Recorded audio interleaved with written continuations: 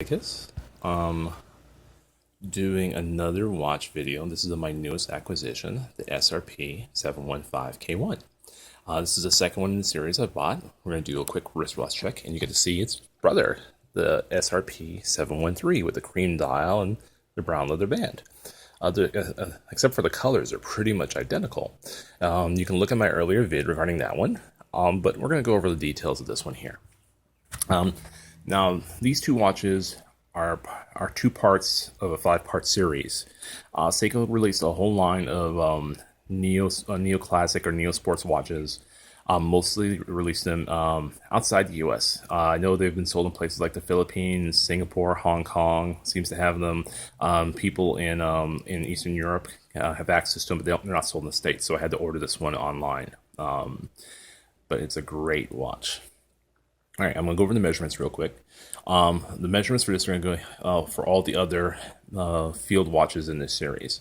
It is diameter of the case is 43 millimeters above the crown. Lug to lug is 50 millimeters. Lug width is 22.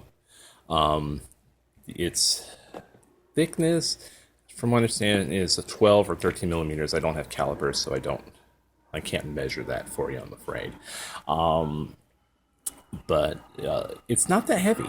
It's not the heavy watch. I don't think it's that big. It's the case size is for some people with smaller wrists are not going to like the case size.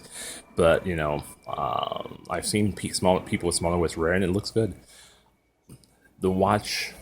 I'm going to tell you about the watch itself. Not just the measurements, but the look and the feel of it. It looks great. You're seeing it in the video now, and there are lots of pictures of this watch online, and they don't really do it justice, I'm afraid.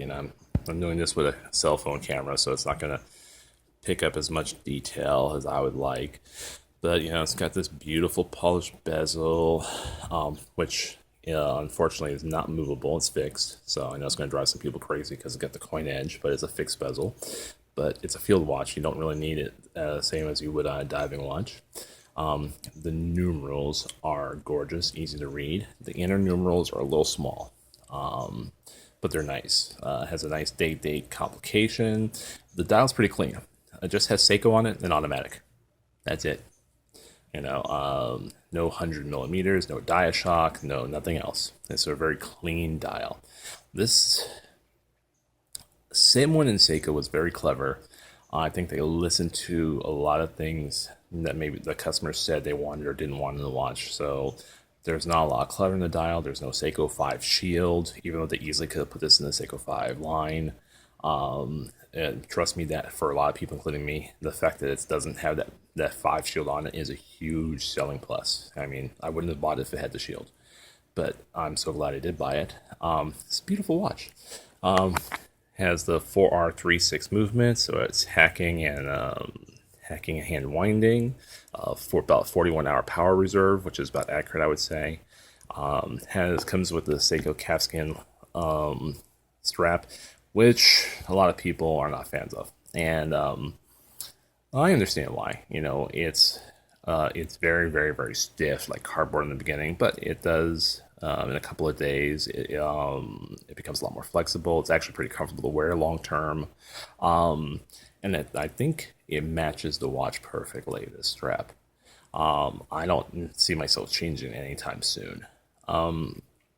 Once again, there's not a lot more to tell you about the watch, except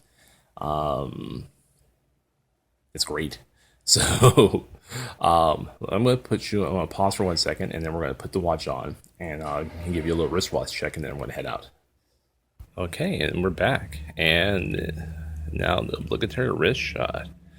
So my wrist, I gather, I haven't officially measured them, but I think they're about 7.5 inches. I think the watch looks perfectly fine on me. If you have a smaller wrist, maybe not be for you, or maybe, depending how you feel. But this is a great value. Like a lot of Seikos, it's a great value. I paid $175 for this watch, and I got a watch, the beautiful dial, nice strap, hacking, winding, very accurate, 41-hour power reserve, 100 meters water resistance. It's great.